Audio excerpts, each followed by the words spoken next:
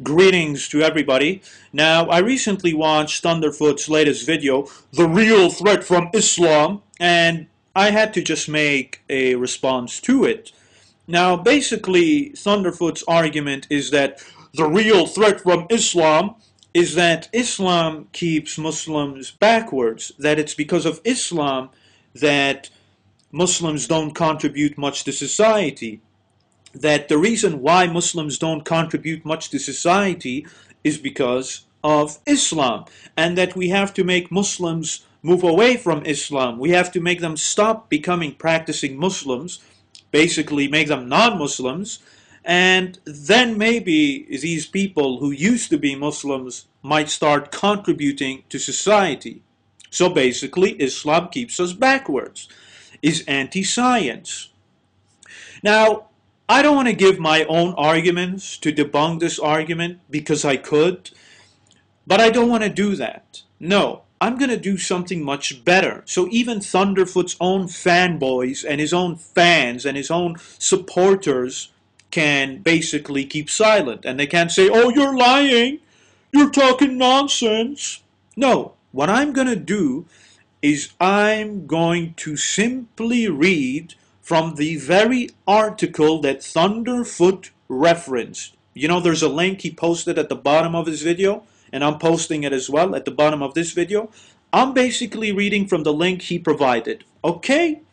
And the link he provided, I mean, this is spectacular. This is like spectacular. You couldn't make this up.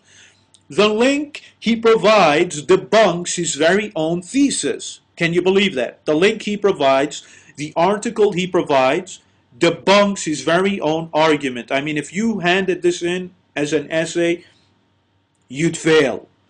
So anyway, let me read the article, and you can read it for yourself as well. And this is magnificent. For hundreds of years, while Europe was mired in the Dark Ages, the medieval Islamic Empire was at the forefront of science, in sad contrast to the state of many Muslim countries today. Jim Al-Khalili asks, what has been impeding progress? So wait a minute.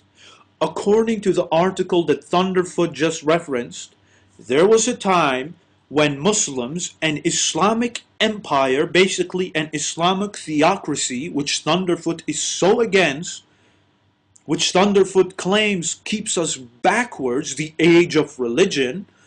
According to this article, during the age of religion, the Islamic empire and Islamic theocracy, while Europe was in the Dark Ages, the Muslims were at the forefront of society, the forefront of science. But wait a minute.